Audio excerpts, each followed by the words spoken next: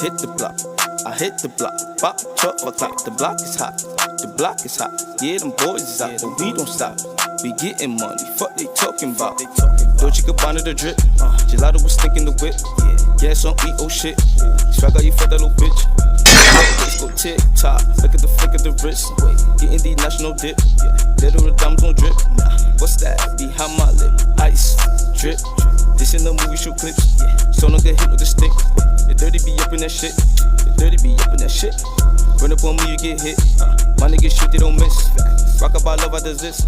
Karate chopping hitting them bricks. Welcome, folks, to your Reality Gurus, the show we take a commonsensical approach to issues through complex conversation. You know, I'm your host, G.Cleve. And first things first, good morning, good morning, good morning. Don't be rude. Get in the comments and say it right back. Hit us with a like, with a share. Be sure to check out that youtube.com/Reality Guru show. Consider subscribing because we got a dope show for you folks today. Listen, I always got my man, DB. DB, what's up with you this morning, brother? What's good? I'm here, man. I'm here. Early in the fucking morning, but I'm here. Copy. I hope you got your boots laced, because you know, folks, we got my man here. If you just following the show, you might not know who he is. If you've been following, Reality Gurus for a little while now, man, you know who this brother is. This is Ray, man. Retired New York City Corrections and proven student of history, Black history in this country and beyond, man. Ray, welcome back to the show. What's up with you, brother? How you feeling today? Thank y'all for having me. Morning. All right, folks. So let's go ahead and get into the synopsis. You know how this goes. Y'all see the title.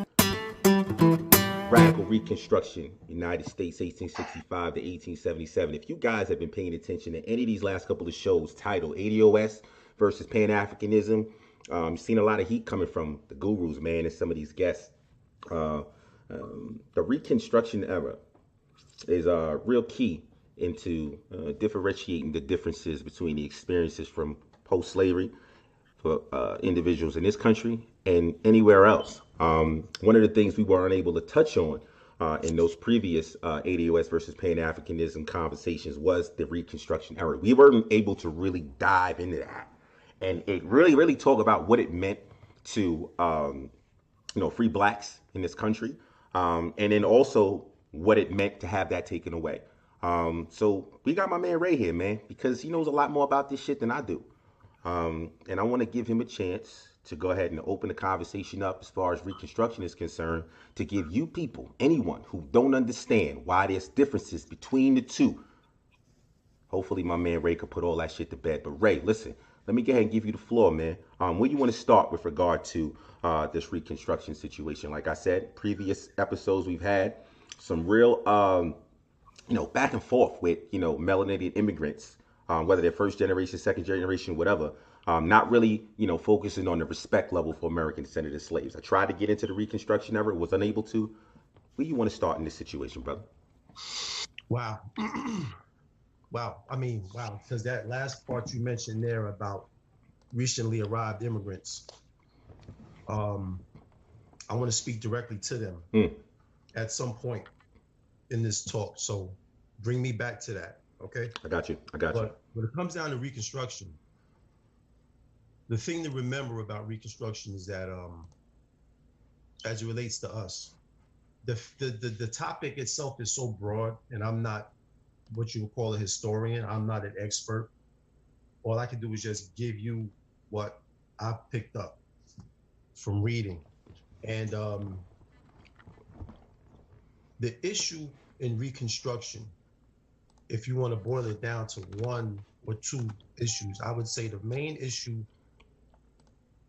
would be, or one of the main issues would be, how to continue to control free black labor. Slavery settled the question of what to do with black labor. There was no need to even argue or even wonder about what to do with all these black bodies. But after slavery is over, Reconstruction, now it's important to understand what's meant by Reconstruction. Reconstructing buildings? No, it was about reconstructing the political order going forward. Right. Okay, someone said during war, whoever wins the war wins the peace. So that means whoever wins the war, they win the right to set the terms of the peace. The thing about Reconstruction in America is that the South lost the war militarily, but they won the war politically. What does that mean? It means that the political outcome of the Civil War favored the South. The country ended up accepting and adopting a new form of slavery for the ex-slaves. Okay? So again, back to Reconstruction itself. The political order had to be reconstructed, and that's what's being referred to. The political and the economic order was at, that was at issue. What does that look like? The political order. Politics is basically a word that means who gets what and how much. Who has say over who gets what and how much. The ex-slaves went from plowing fields to setting policy across the 11 states of the South. They went from plowing fields to setting policy. You have to understand that caused a reaction. The former slave owners were not about to sit by and agree to share power with their former property. Right. So they went from, if you look at the book, Black Power USA, the former slaveholders were not about to share power with the former slaves. At the same time, America was in the middle of trying to figure out a direction forward. The Southern planters had an idea that they were just going to plant cotton into the future. They were going to just expand westward as the country killed and removed the Native Americans. They were just going to replace that with cotton, and we were going to plant cotton into the future. The Northern industrialists had another vision, okay? The Northern bankers were the ones writing the checks for the Southern planters in the South. So we don't want to make these people seem like they were, so diametrically opposed to one another. So you had the Northern industrialists, the Northern bankers, the Southern planters. The Southern planters got their credit from the North. The Northern industrialists wanted to do away with the planter system. The planter system is a slave torture system which made the South rich. Now, I'm just trying to give a broad picture of the pieces on the board. Now, 1865 to 1877. 1865, 1877 has been generally accepted as a period of Reconstruction. By 1877,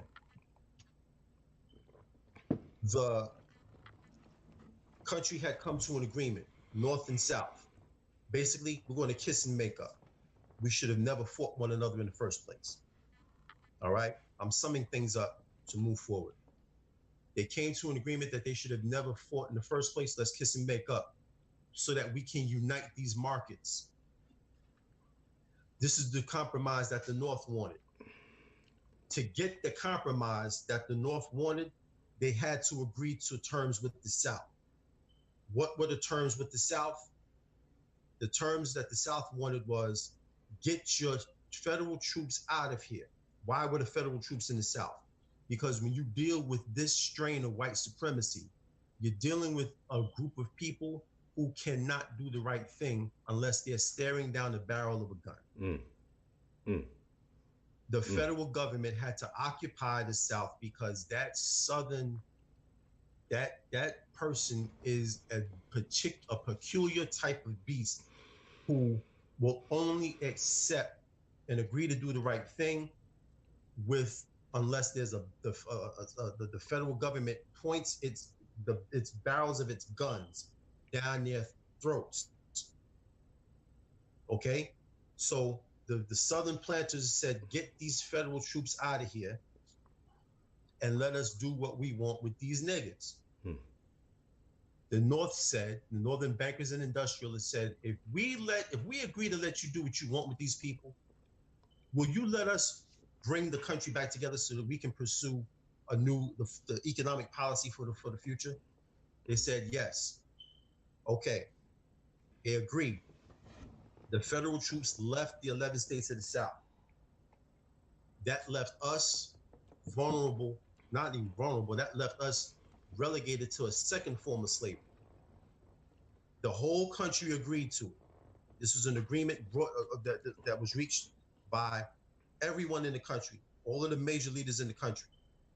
What happened as a result of us being relegated back into a second form of slavery? What happened? Carnegie, Rockefeller, the Gilded Age, the so-called robber barons of the Gilded Age. You don't have robber barons of the Gilded Age unless you have raw material. Where did the raw material come from? Largely, it came from the prison mines of Alabama, Tennessee, Mississippi, so forth and so on. This is how they got their wealth. So now the first matter of construction was basically taken off of the table. And when that was taken off of the table, what they did was they kicked the football 150 years into the future. What does Reconstruction have to do with today? It has everything to do with today. We're sitting here holding the football that was kicked from 1877. Does that make sense? Oh, yes, it does. Folks, I hope it makes sense to you. DB, does it make sense to you? It always makes sense. That's All why right. I never had no problem with ADOS and reparations and experience. Then let me I told you what my separation Hold is, on. but Let me let Ray I don't finish. have no problem with that. Let me let Ray finish. Go ahead, brother. So now, like I said, that's the connection. I'm just trying to boil it down to keep from putting people to sleep.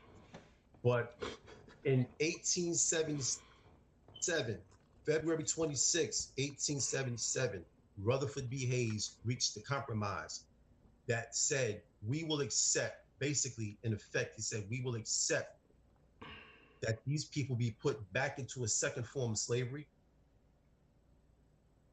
just so that we can preserve the economic vision that we have for the country. But we have to dig that the economic vision for the future of this country, it literally meant that we would have to be denied everything. It literally meant we would have to be denied everything. At stake, let's talk about a little bit more about what some of the things that went on during Reconstruction. During Reconstruction, I remember reading about, like I said, the slaves who went from pulling plows, being tortured, and they went into setting policy. One of the most important policies that was put forth were the rewriting of the state constitutions. That's not a policy in itself, but I just have to talk about that. The state constitutions had to be rewritten. The ex-slaves were involved in rewriting the state constitutions. One of the most important things that they put forth in the state constitutions was the concept of public education. The ex-slaves are responsible for bringing forth a more full version of public education in this country. Before that, schools basically for the ex-slaves were under trees, in shacks, wherever they could get together and learn letters. The typical classroom had everyone from 8 to 80, literally, no exaggeration. So public education, we're talking about now at the federal level, the state and federal level. They went in to rewrite the state constitutions. And at the federal level, you had radicals who were still in place, Charles Sumner and Thaddeus Stevens. What did they believe in? They believed that the Civil War didn't do enough. They believed that these people, these particular ex-Confederates, these former planters, these former slave owners, they knew who they were dealing with. They knew that they were dealing with the devil himself. They knew they were dealing with the devil. They said, you cannot leave these people with a penny. You have to extract every penny from them and redistribute it to the people who made that wealth. Okay? this is the first idea of reparations. You have to take the wealth from them and give it back to the ex-slaves, or else the future of this country is doomed. You can read that in between the lines, so to speak. So at the federal level and at the state level, they were working together to overthrow the power of the white planters. The white planters were still heavily represented in the federal government. What gave them that was the 3/5 compromise. The so-called 3/5 compromise. Folks, please stop saying that the 3/5 compromise was there to make us less than human. They didn't need that. The 3/5 compromise was there as a political bonus, which gave the planters an extra amount of representatives. 3/5 of what? 3/5 of the slave population was counted. And that's what gave them more political control in Washington, D.C. Talk about it. They didn't need the 3/5 compromise to make us 3/5 of human beings. Stop saying that. It's not what it was. Okay? Now, they already had their political representation in Washington, D.C. because they owned so many slaves. That gave them what? Political control over the committees. The committees is what actually runs the government. Now, here comes a challenge to them in the nation's government. One of the first and most important things that the slaves put forward was the concept of public education, federally funded public education. Another thing that they put forward was the possibility of redistributing wealth. This is a problem. This is a scary thing for the ex-planters. They're terrified. You have these ex-slaves now sitting down at the table deciding where taxes are going to go. That cannot be allowed to stand. Okay? Am I making this clear? Okay. It cannot be allowed to stand. Now, when you put these things together, you get an idea that this, what you see now, or we think is affirmative action, is actually a watered down joke compared to Reconstruction. Compared to Reconstruction, 1867, 1877, those years saw what could have been the moment, just like the so-called American Revolution, the chance to make this country what it ought to have been, the chance to make this country what it would have been, what it could have been, live up to its promise, was in those 10 years. But the country chose to punt in football terms. They took the ball and it said, nope, kick that ball 150 years down the line. Wherever the ball lands, they'll be there waiting for us to keep the game going. Deep. So that's why we're sitting here today talking about Reconstruction. If we have our brains screwed on right, you should be talking about Reconstruction, because what you're holding is a football that was kicked, is the longest punt in human history. You know, it's not Sean Landetta. Oh, it didn't happen in the NFL playoffs. Right. The longest punt in American history happened February 26, 1877.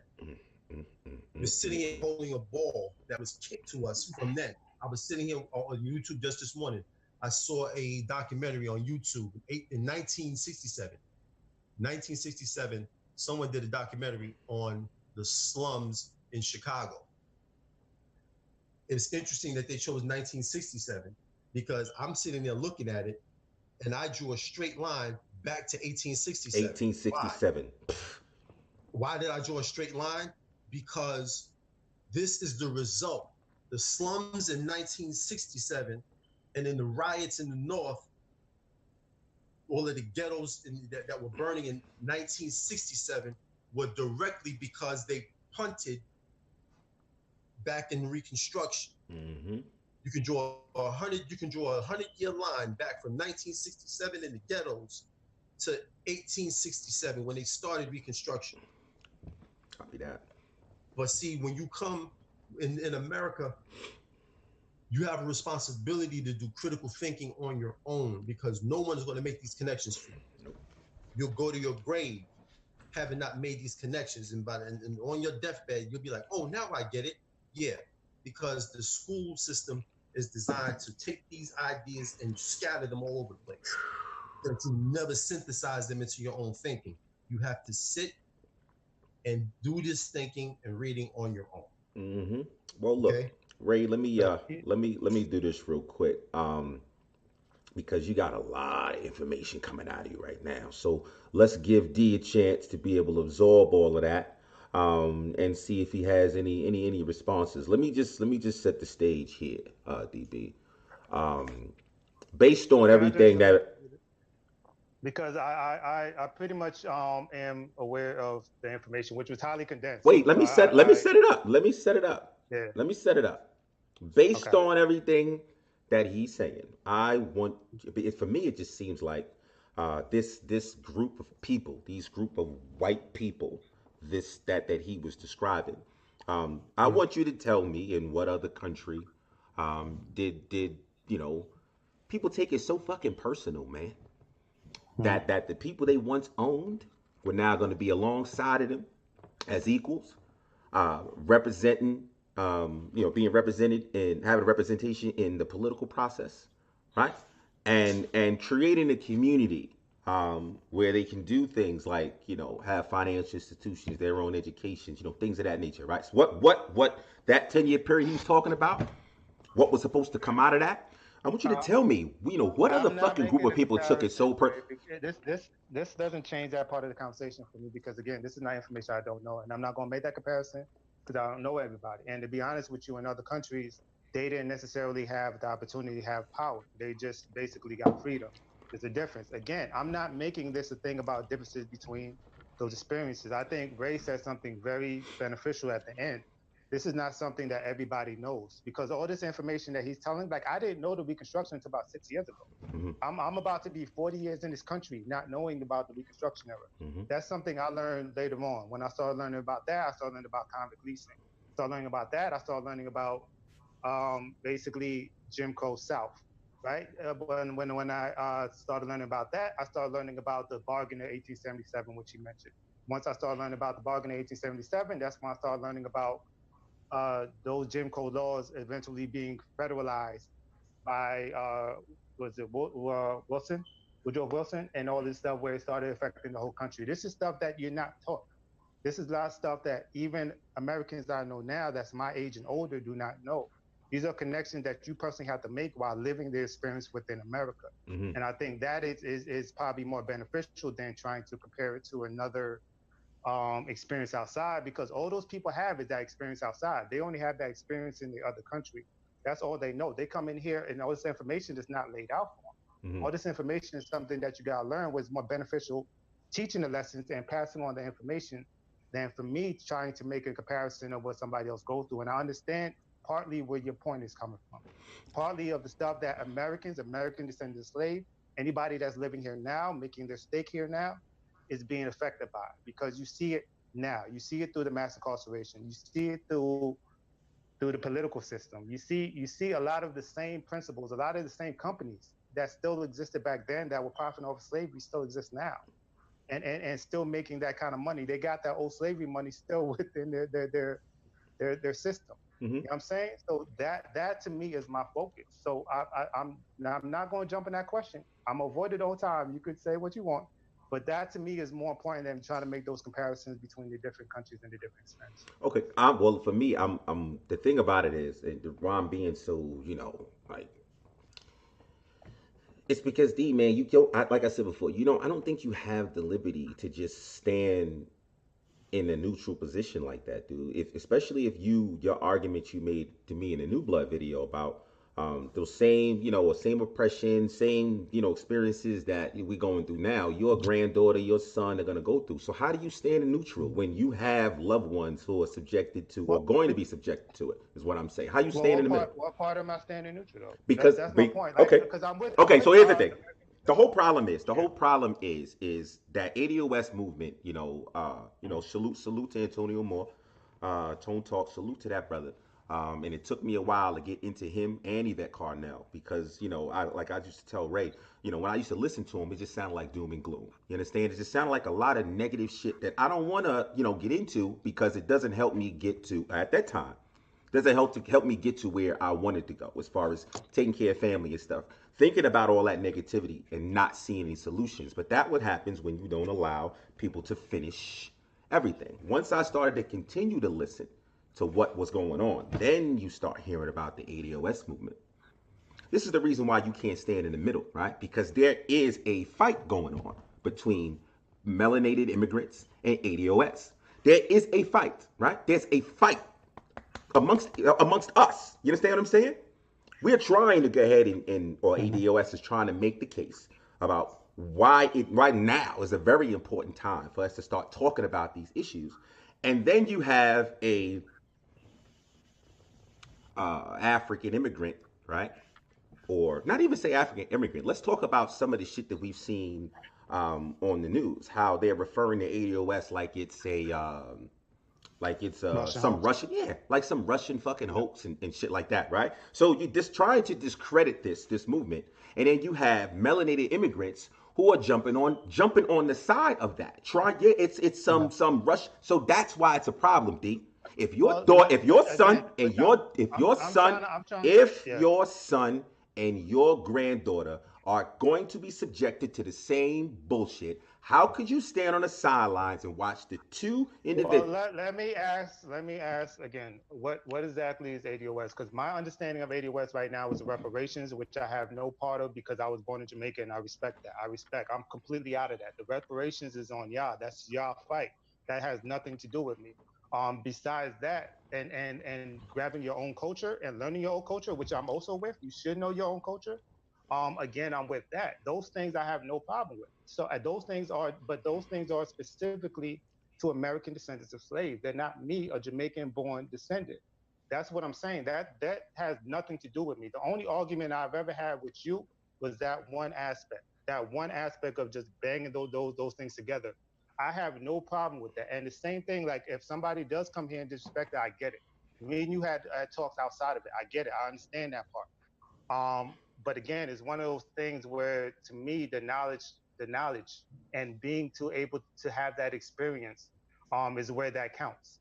If that makes sense. Like if you're coming here from a totally different culture, not knowing about this culture, and having a totally different experience because whatever you're tied that brought you into this culture is where your focus is.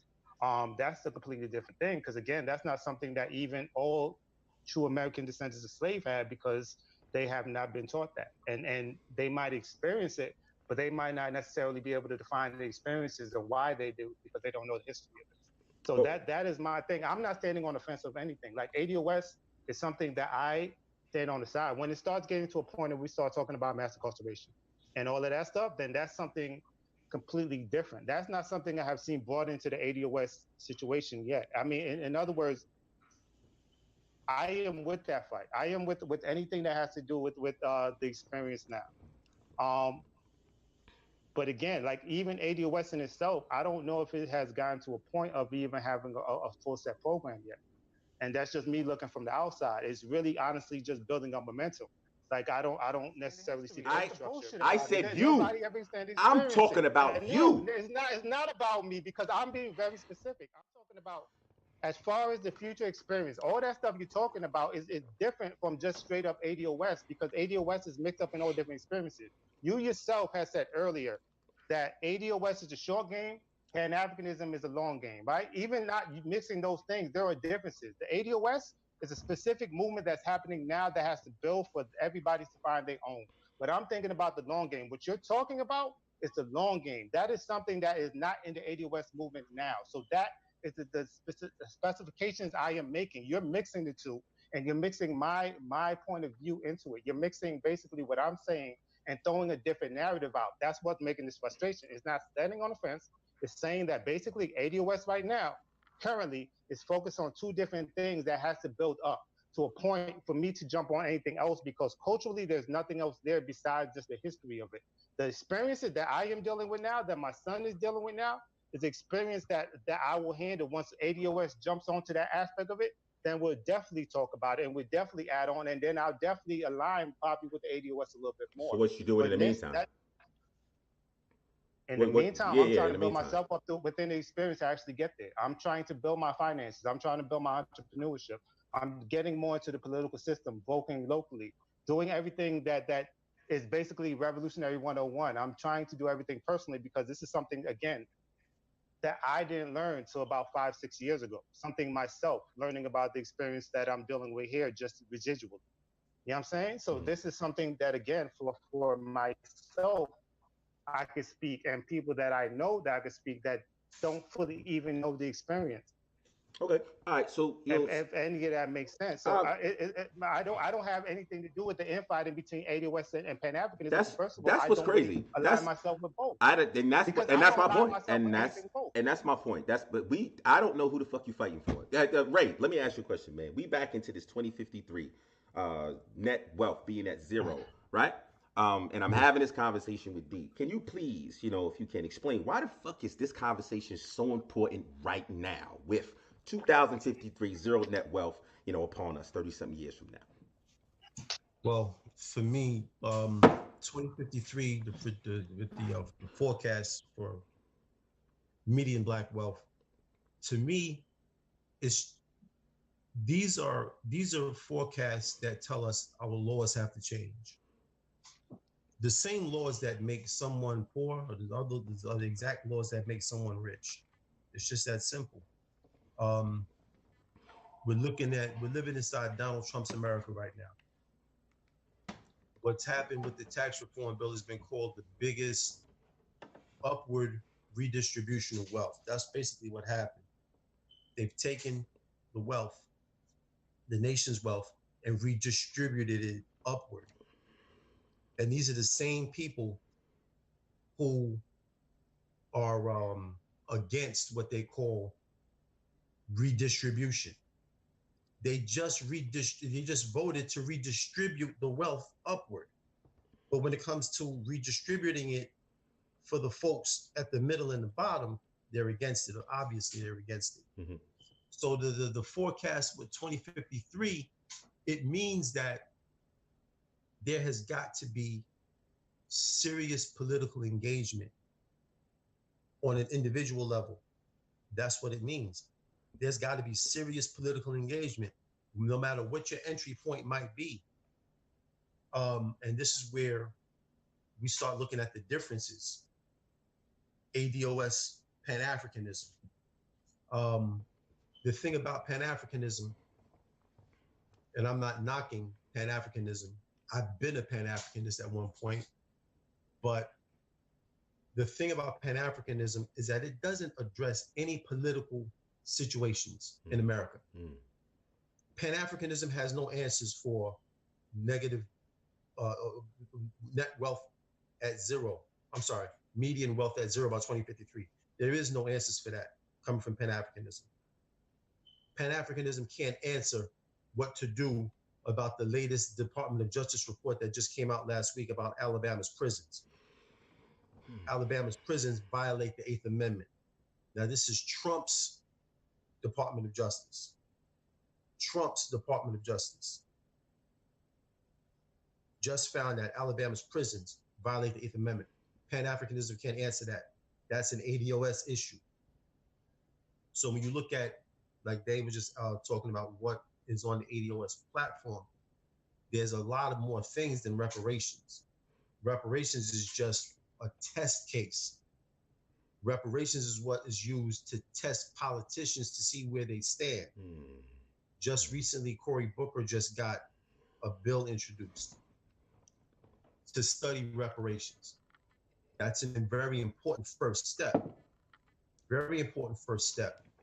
But we got to follow the narrative. We got to be careful. We got to follow the narrative, because if they end up with, Barack Obama's appointees to study reparations, we're finished. You can forget about it. We're finished. There won't be any further discussion on reparations because he's anti-reparations. So when we look at why this conversation, I believe you asked the question, why is this conversation so important now? It's important now more than ever. Again, We're sitting here holding a ball that was kicked to us from 1877. It's our generation's turn to answer these questions, and to do so in a way that addresses specifically the descendants of slaves in America. And we have to say that not to be evil, not to be mean-spirited. It's just what it is. You know, you cannot deal with who we are in America without defining us as a class. You know what I mean? You have to define us as a class. I'll give you a for instance. When I go to Namibia, when I step off the plane in Namibia, I've been there twice. After Namibia, and you know, just so anybody doesn't know, Namibia is on the continent of Africa. Go ahead, bro. Now, first of all, I can't talk about Namibia without mentioning this woman. I hope you can see that. Get it close. Yeah, get it close. Get a zoom in on that. Can you see it? Yes, sir. Can you see D? Yeah. Okay. This is Aunt Patty. All right. Rest in peace, Aunt Patty. Peace. Rest in peace. I think she's useful to this conversation because what I'm hearing about this so-called strife between ADOS and melanated immigrants, it can be answered by understanding her life. Get into it. She's a Harlem girl. Huh? I said get into it. She's a Harlem girl. A Harlem girl born 1945. By 1965, she would have already met and fallen in love with the idea of international struggle, Pan-Africanism, revolution. She also met a man who she fell in love with in the mid-60s. He was in exile. He was kicked out of his country by the white South African government, the apartheid government. And when they left in exile, they were scattered across the Atlantic seaboard, New York, Philadelphia, DC. And she met a man in the Library of the United Nations where she was working as a librarian in the 60s. And she ended up marrying him, and he would become the first prime minister of Namibia in 1990. Buddy. Go ahead, boy. Now, I have his I have his PhD dissertation in the room over just behind me here. So now Aunt Patty's life is illustrative of how to be an ally. Okay, how did she become an ally? The exiles were in America, in Harlem. They were literally sleeping on people's couches, African-American descendants of slaves that took them in. Aunt Patty was one of the most prominent who took them in. So they went from eating wherever they were eating in the camps in their native country to eating macaroni and cheese, ribs, rice and peas, fried chicken. Talk about it. To this day, one of the most popular dishes in Namibia is her macaroni and cheese right now. So now, how to be an ally? She took on their struggle. She took it on and made it her life work. She ended up leaving America and going to Namibia to live, and she went there and died. She died 2014 at the age of 69. I was one of the people there to actually put shovels of dirt on her coffin. Now, when I get off the plane in Namibia, the first thing I do is I shut up and listen. Get into that fucking The first thing I do is I shut up and I listen because I'm aware that something went down here. Get into that shit. I shut up and I listen so that when I come back home to talk, I don't say anything other than what the Namibian people told me. I'm aware that they have a claim against Germany for their reparations. They have an active claim against Germany for their reparations. As an ally, I want them to win. When I come to Namibia, when I first went there the first time, after about a week, I began to settle into the flow and I said, man, I could see leaving America and coming here. Why? Because I knew, pay attention, Oh I yeah. knew that I'd be coming in with my own income. I want you to understand that. And I'm addressing now the African immigrants in total. I want you to listen. I was comfortable coming there because I knew I had a way to take care of myself without interfering with the people's resources. Get into that. I hope you heard that. Get fucking into that. Get into it. I knew I had a way to take care of myself that wouldn't interfere with the people's resources. I wouldn't dare put my hand out and come get in line for any resources over there. How to be an ally. How? How to 101. be an ally. She wrote the book.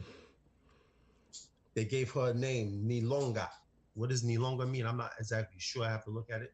But they named her Nilonga.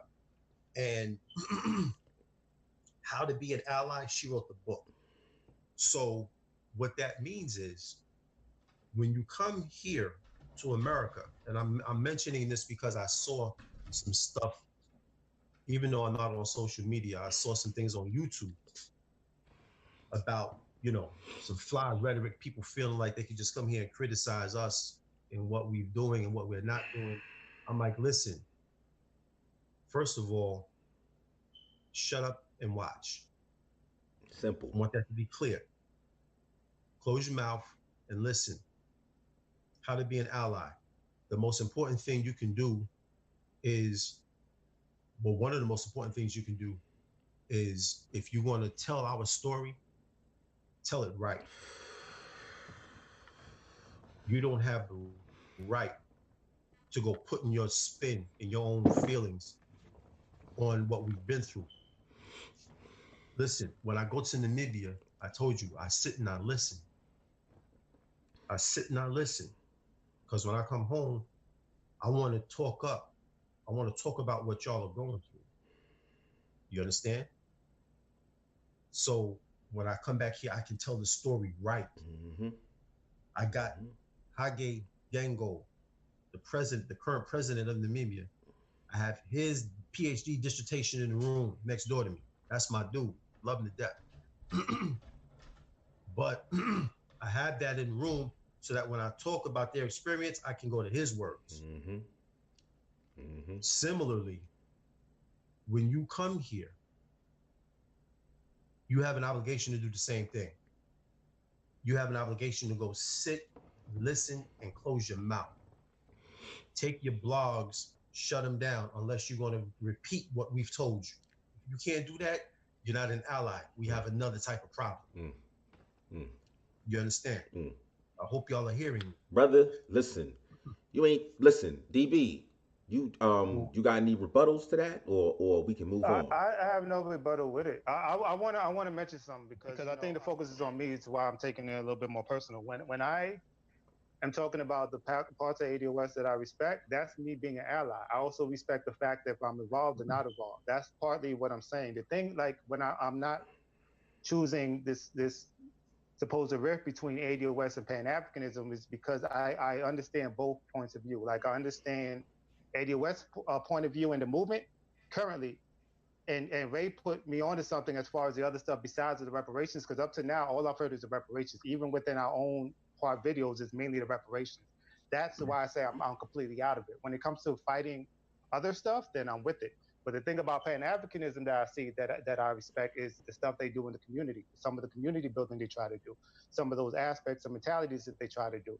So I see both sides, so I'm willing to work with both, which is why I don't necessarily want to build into the rift, which is why I definitely don't specifically pick sides. When it comes to actually fighting the enemy, it has to be multifaceted. When it comes to us getting to people and do it, has to be multifaceted. That's why I don't dig into the aspect. That's why I be very specific with my arguments, and that's what I'm trying to get out to you. Okay, is so that basically, in order to be an ally and to be multifaceted, some of those things have to come together eventually. There's going to be separations in between certain things of what you're doing, but being that ADOS is a new thing is something in itself that I don't even fully know. Like I said, there was only one aspect that was always being put out, which was the reparations. You get what I'm saying? yeah, I just want to know when it. Okay, so let me simplify this for a minute. When it's time to fight, right? Mhm. Knowing that you have a son whose aunt who has his ancestry comes through slavery, and a granddaughter. When it's time to fight today, what and who are you fighting for, bro? I could see I'm, if you didn't have. I'm fighting for the upliftment of my people specifically here because this is my main experience here. So if it comes to like you said with getting certain bills out and all that, I'm with all of that. I'm fighting. I'm definitely fighting. You I'm said my fighting people for my here. grandchild. I'm fighting for my grandchild. I'm fighting for my son. Oh, That's specifically what I I'm just saying. want I'm not trying to put no words. I don't want to lead you nowhere. I just want you to give me an answer because the way that you're speaking now doesn't suggest you have anything coming I don't after have you. an alliance. I don't have any alliance to any specific movement, if that's what you're asking. Even I have even though your I have I have with fights, specific strategies I'm with. So if um I forget the bill that Ray just mentioned, or the other aspect beyond the reparations. But if it comes to signing on to a bill or protesting for that bill, in theory, yeah, I would definitely fight for that. If it comes for building something in the community with a Pan African, I'm down for that. I don't know how to say any other way. okay. I mean, if listen, folks, listen, man. I hate it seems like we're going around in circles, but if y'all are satisfied with the answers that you're getting from D, then I'll move the fuck on. Because I mean, we're just going around in circles here. Let me go ahead and I jump mean, into. I mean, Let me. ultimately, I'm trying to do the same thing that Ray was saying. I'm trying to sit and listen and see where my part is. I'm trying to see where I could fit myself in because I don't want to mix anybody's words up. I don't want to mix anything up that basically it becomes where I'm saying that I'm against something or not when I don't truly know the definition of it. Okay, I think again. I won't belabor the point. For me, it's just like if like I know what my struggles are, my individual struggles, my specific struggles, right? But I also Mhm. understand,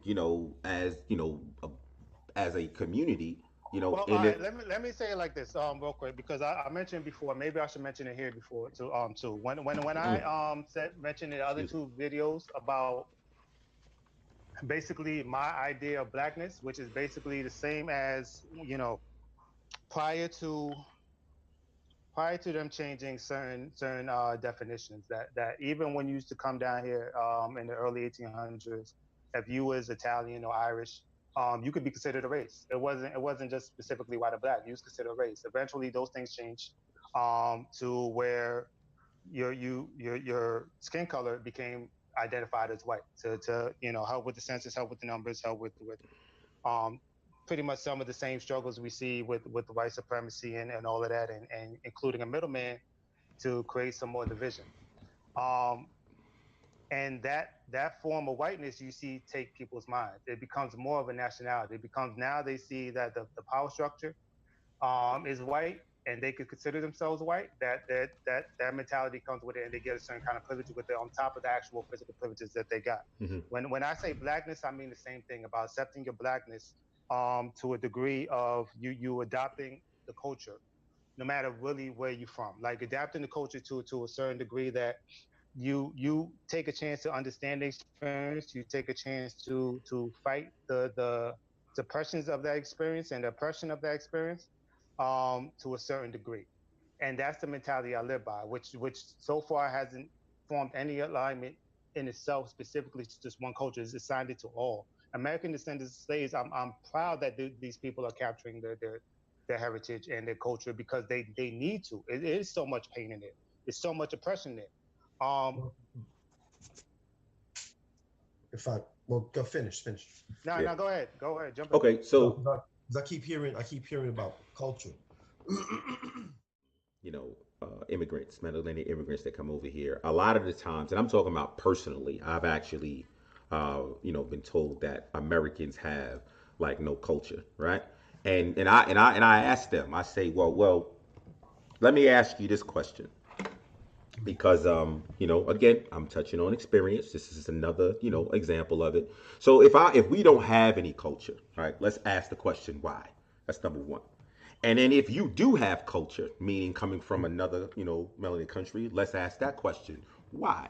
Why were you able to maintain your culture and we weren't, and we apparently went through the same fucking struggles, right? One of the things that I asked West Indian immigrants especially, when they hit me with that shit about the experiences being the same, is I go ahead and I ask them about, for instance, think about the area you grew up in. Like it may have been poor, but it was black. I said, what about the merchants in the area? You went the store, you go buy milk and eggs and stuff. Who's running those places? You go to some of these doctors, like who's checking you out? Some of these other businesses, retail stores around your area. Who do you see in there? And I hear black people, right?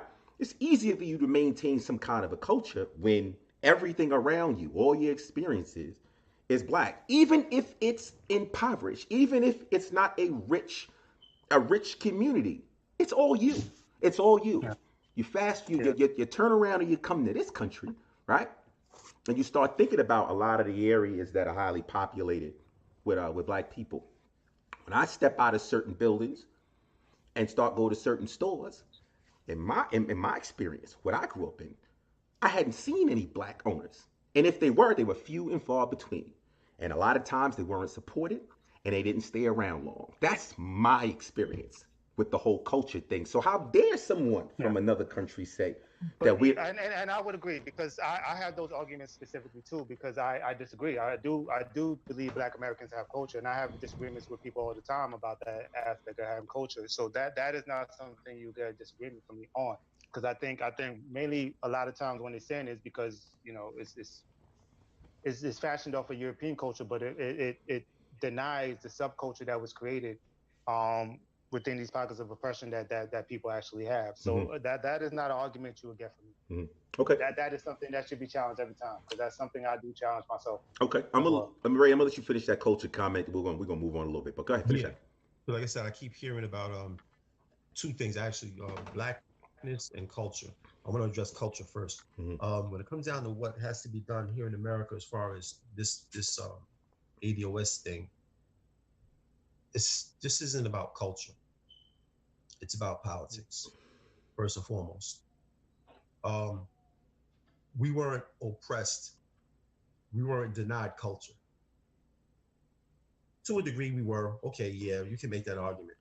But our first level, our the main thing we have to deal with here is politics.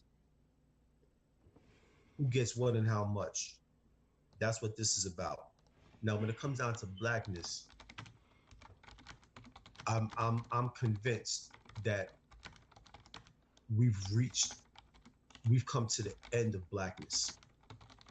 I'm convinced that we've reached the limits of blackness and what it can do. Blackness is not going to get what we need done. We have to be specific. We have to be specific. That's it. Who are your ancestors? Who is your lineage? Where are they from? In order for us, in order for instance, let's say, for instance, Jamaica and Trinidad, their beef is with England. Okay? Haiti's beef is with France. Get into that shit. I can't go into Haiti and just say, well, I'm black. No, excuse me, sir. What plantation did your ancestors walk off of? Mm. Can I ask a question? Can I jump in? Please. Because first of all, like even places like Trinidad and Tobago, you don't necessarily have to define your blackness because they don't have those specifications. They don't have those simplifications because of America. So I understand that. What I'm saying is mainly in those areas, those colonized areas, where your blackness becomes part of the issue. That's why I can't totally take culture out of it. I get your point about the is being about politics and ADOS, and that's kind of um maybe changing some of my expressions about ADOS because I'm taking more of a backseat because once you start mentioning stuff outside of the reparations, then I could actually be involved more. But the thing about it is the arguments that I'm seeing revolves around the culture. You know what I mean? The arguments I see outside is when people start making these specifications. Not saying some of them are invalid, but that's why I see the major friction between all of it. Like there are definitely some valid points y'all making about immigrants and the mentality and everything else, but sometimes it becomes just a blanket umbrella argument that kind of just cuts the separation a little bit more. So culture does eventually become part of it because of those arguments. And then eventually, there was another point I was going to make. I kind of forget, Well, but go ahead. Go no, ahead. what I was going to speak to what you were saying. It's important that you specify for this one reason, Yeah. because Go ahead. we're not it's the issues are not being addressed. They haven't been addressed, and Ray said Yeah. we 150 fucking years behind. Holding up. So Yeah. so at what And that point was do we another thing I want to specify? jump on. Yeah, go ahead. You know Sorry. what I'm saying? But yeah, At what, that was it. go ahead. I'm sorry. I apologize. But that's why I was saying. Like, I have nothing. That is something that needs to happen. You know what I mean? But that's another reason why I jump on the idea of blackness a little bit because you could still be Italian, you could still be Irish, and still claim your whiteness. You know what I'm saying? Like you could still actually claim all of those. Um, which is at the end of the day, like those same arguments of culture that I hear is like, all right, so once we get past that, what do we latch on to if we all have these specific um experiences that we attaching to? We have a specific ancestry, but we still have a fight here. And now that we actually have to fight. Yeah, I mean, okay. So look, so here's all right. So look, I love your worldly views, right? I love your way you see black people as a whole, coming together and being. I like how you express that. But again, back to reality, my G. Um, Mhm. I want to jump into this conversation about how immigrants, maybe not even first generation. Now we're talking about maybe second, maybe even first. Let's say first, depending on what time you got here. Coming to this country, benefiting off of some of the subsidies out here, right? And ascending to a position where now you could become maybe a gatekeeper. And now that you're a gatekeeper, you are, not adopting this whole, black worldly black shit. No, you're not doing that. Now you're shutting out American descended slaves for people in, that you identify culturally. Right. So now Right. you hold in a position and, say for instance, Ray, I was telling about the Popeyes over there on Bushwick, just down the street from Jamaica, and there was nothing in there but Africans, and I said, okay, so now let's say for instance the owner of this Popeyes franchise, comes from somewhere in Africa. That whole community, I mean, it's full with all kinds of melanated black people, but they focused on specifically certain Africans from certain nations, certain countries on that continent, right? But you telling me that I'm supposed to be thinking about this worldly shit when that motherfucker not even? He ain't thinking about it. He in this country shutting us out. Shutting us out. And even though that's a minimum wage fast food job, I don't care. We're talking about opportunity here. Opportunity. And there's some young ADOS members floating around that community that ain't even get the opportunity. This is why I can't talk about this whole worldly shit, because the reality of it is that's not what they thinking. And it's making it fucking hard for us, bro. I'm talking about these gatekeepers. I done gave you an example that I won't go into too detail here because it doesn't involve just me. All right? But we're talking about examples of, say, for instance, in, let's say, government institutions, right? Government institutions. I learned from Ray that, one of the things, one of the career paths that American, blacks had taken was going into like, civil service, local government, federal government, things like that. Stay your 30 years, retire. In the midst of that, purchasing some homes, raising families. That's what kind of built some shit. You understand? He mentioned in Bed-Stuy, Brooklyn specifically, a lot of the blacks, they came through that type of a career path, right? So say for instance, now you got this melanated immigrant came over, slid through the cracks, ascended to a position that where now they're the ones who are controlling shit. Now I'm not talking about Popeyes no more. Now I'm talking about a government or a government job, city government, federal government position, and you are shutting us out. Shutting us out. That's what I'm talking about, bro. This is what I'm saying. Can I ask a question? And this is not an argument to your thing, but I'm wondering how much of it is also classism, or even just a change of division in itself. Because you mentioned before about black celebrities and black celebrities not necessarily latching on. But I'm also thinking like this. I'm thinking like when with Black Wall Street, right? And the story that about Black Wall Street and it being bombed, and how much wealth was there, and it being disintegrated. That even though the descendants of the town after Black Wall Street was actually still starting to build up, they were starting to get some of that finance and that wealth back. And eventually, what ended up stopping it was desegregation. What ended up basically killing almost any prominent black area was desegregation.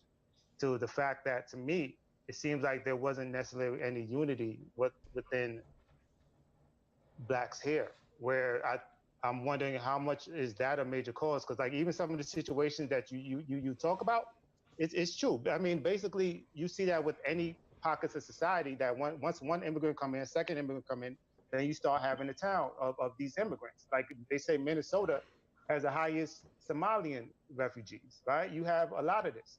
I can't necessarily fault for somebody sticking on their own, but how much is some inner problems with Black Americans here where that unity is not created the same way?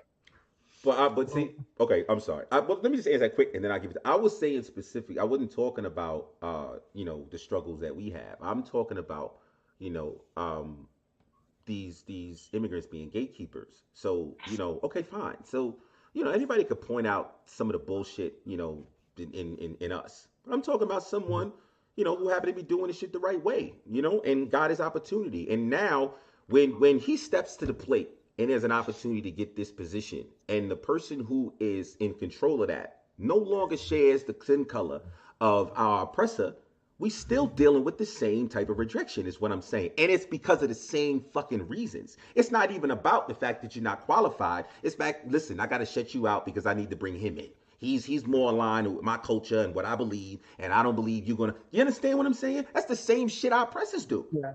Same I mean, shit. I wasn't saying that as the argument. I'm saying though that Well, hold on, Ray. Go ahead, finish that part. I just want to stick yeah. that in there, just to make that clear. No, I was just thinking about you were saying you were wondering how much of this has to do with class, and I shy away from. No, I reject class because class reshapes the whole argument. This is about quote unquote race in America and what race means.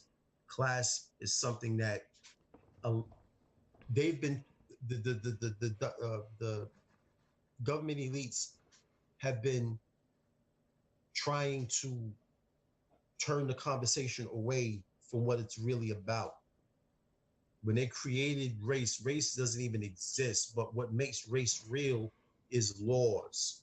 Okay, that's what makes race real. It's fake science, it doesn't exist. But once you put real laws that say lock up this race, keep wealth out of the hands of this race, guess what? That fake science just became real. Mm-hmm. Nevertheless, this is not about class. Yeah. This is about how race works in America. And that focuses the argument. It focuses the discussion on where it has to be. Yeah. The other thing I've learned is that there's a lot of confusion that sets in. The confusion sets in because the facts have been kept out of the conversation for so long. When the facts are kept away, young people get the opportunity to walk around and say, oh, well, I sit next to Pakistanis and Chinese in my class. What racism? Having no idea what they're saying. So there's a lot of confusion out here. Today, there's a lot of confusion. My daughter is a freshman in high school, and now she's experiencing racism and what it feels like to be around all of these different ethnicities for the first time. And that was the strategy. That was by design. I didn't want her experiencing the attacks from these people from pre-K. I wanted her to be in an environment where she could learn who she is and then have the right kind of discussions at home so that when she gets out there, she won't be confused. That Yeah. sounds She's like having, Listen, Killer, I Killer. want You to know, I want to Killer say real Mike. quick because I want to say, like, for one, I'm not necessarily separating class and race. What I'm saying though is that when you create a middle class, right? When you create a middle class of blacks, it builds to the argument that black people here are not being suppressed because look at these people here. These black people made it. Why these other black people can make it? And that's some of the arguments that people are giving to it. Not saying that that is a proper argument, but I'm saying that's to that's some of the fault that they try to put into the argument of race and the structure and the political aspect to it. right, Is basically what I'm saying. Like right. there is a lot of that mentality. Like I can even say like my wife, who's American descendant slave. She went to Howard. She went the first 3 years. And she left not because she wasn't doing good grades and all that other stuff. She left because she said that was the only place she felt like into racism. She felt the prejudice from other black people because of her color and his skin, and there was a mentality that came from certain people who were felt like they were higher than us from other black people. Like there is some of that is built into the thinking as well with this idea of class and race. And not saying that class trumps race. I'm just asking how much of it's actually into the argument because people are using that against the Listen, whole I ain't idea gonna hold you of cats too long. Let's go ahead and jump into final thoughts. BB, I'm gonna let you go ahead and start out with the final thoughts and stuff. We'll move on to Ray, and then I'll go ahead and finish that up. But go ahead. What do you think final thoughts as far as this radical reconstruction, brother? You know what? I didn't even get to ask that question about Reconstruction, but it's we need to do something. I again, I don't. I'm about anything that will help the cause of my future descendants, ancestry, because they are facing some of the struggles here, and I at least know the history, Mm-hmm. even if I haven't. My family hasn't experienced it up till now. I'm just going to there.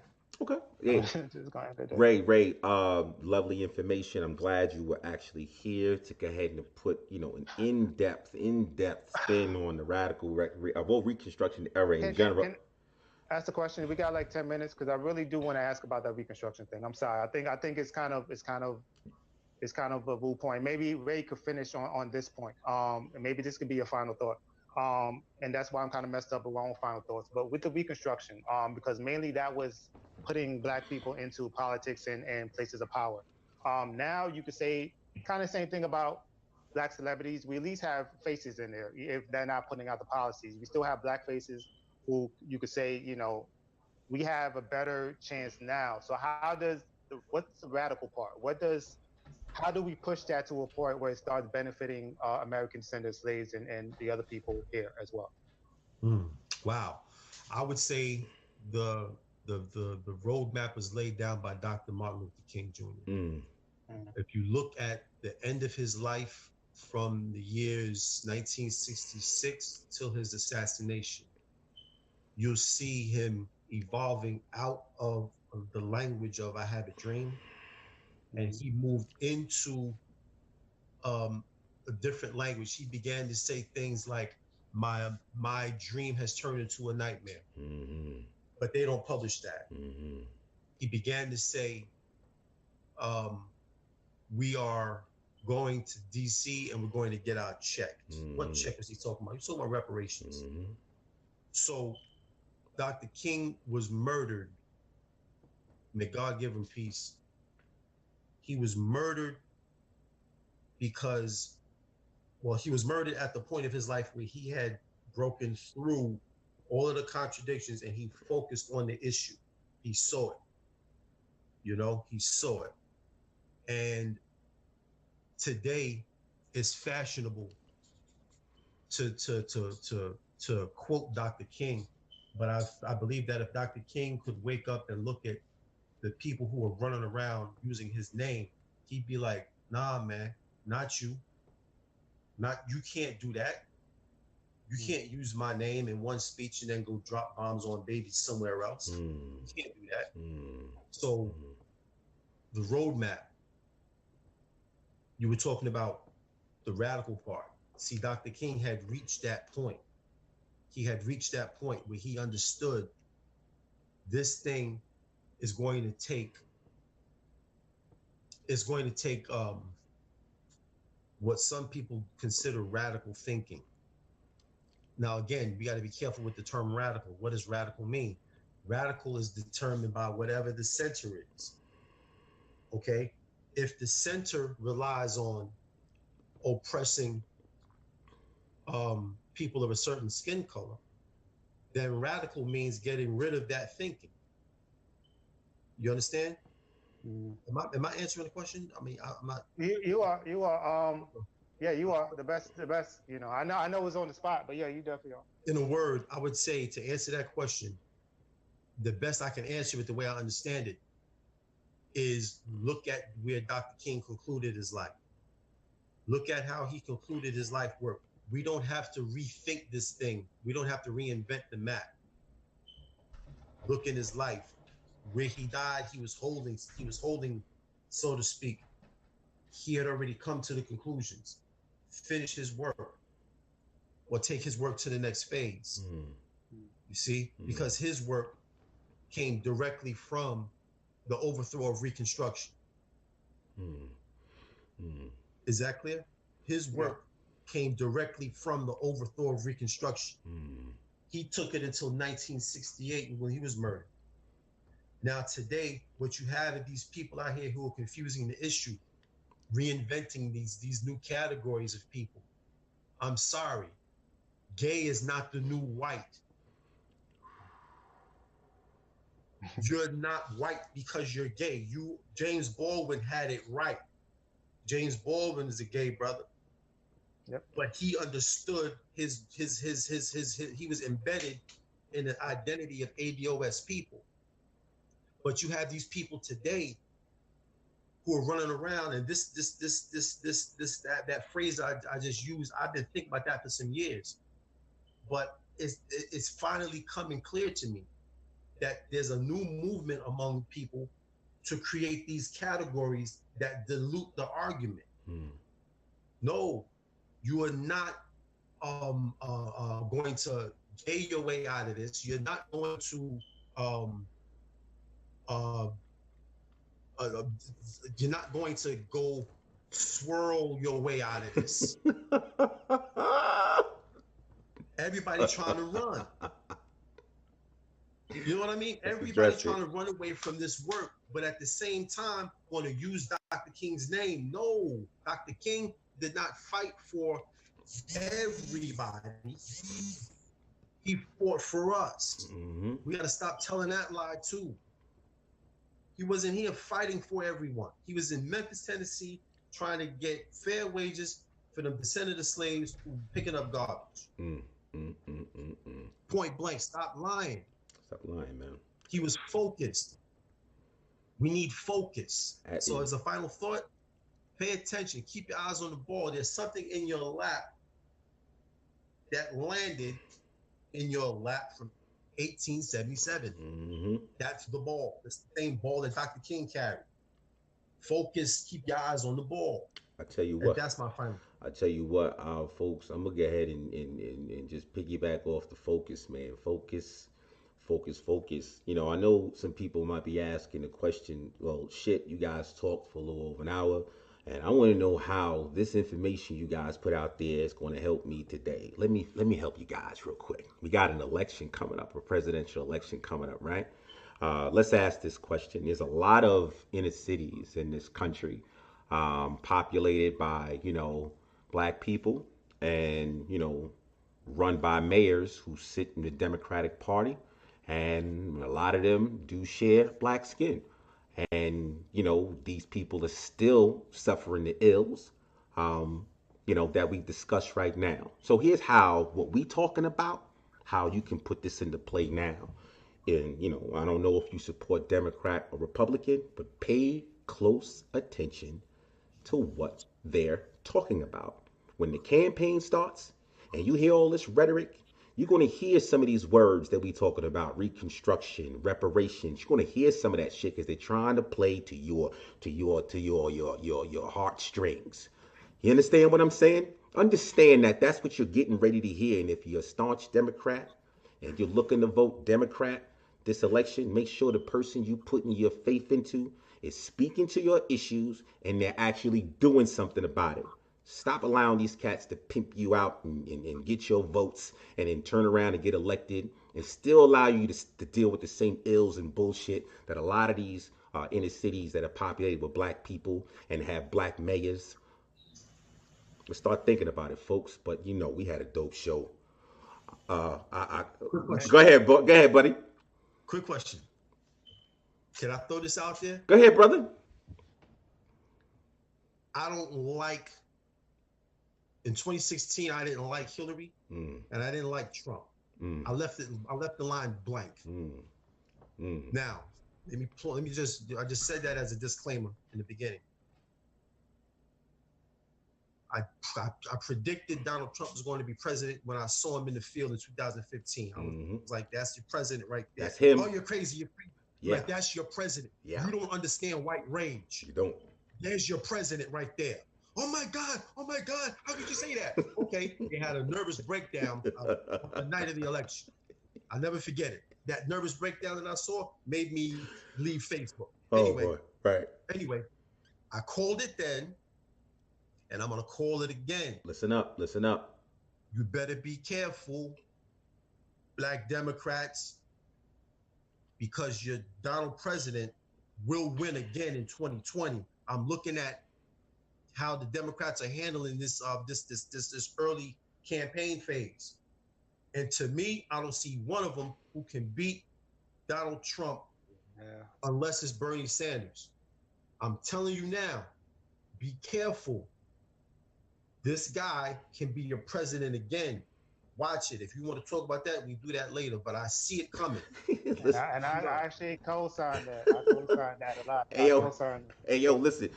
Yo, Ray, you prepared for this second, emotional, nervous breakdown? Because I'm prepping myself for it. I see what they got on. They got your Kamala Harris and all. Listen, I see what they putting out there. I see what you guys are putting out there. Ain't got no fucking chance. And hopefully voters, black voters in some of these cities and stuff, if y'all watch this show and y'all listening, y'all better open your fucking eyes. Y'all better open your ears. You better listen. You better pay attention because, listen, if y'all thought Donald Trump was bad for the couple of years you seen him, you get ready to have him for a second term. But, folks, we had a great show. I'm glad I got my man Ray here. Listen, I love you, brother. Glad you took the time to come out and deal with us, man. Folks, we're gonna have him back because he always gives great interviews, always gives great information. But that's coming up soon. DB, you're my man, and Yay somewhere, you on vacation, but we'll catch you in the next one. But folks, make sure you check out that youtube.com/Reality Guru show. Consider subscribing and be sure you hit that bell notification so you can get some of this good content as soon as we drop it out. On behalf of my man DB and Ray, this is G.Cleve, Reality Gurus. Take care. I'm on the ground. Can't stop. Young nigga, I cannot lose. I'ma keep grinding till I get some Jimmy Choo. Don't gotta worry about it, just know I'ma get it through. Don't worry about the options.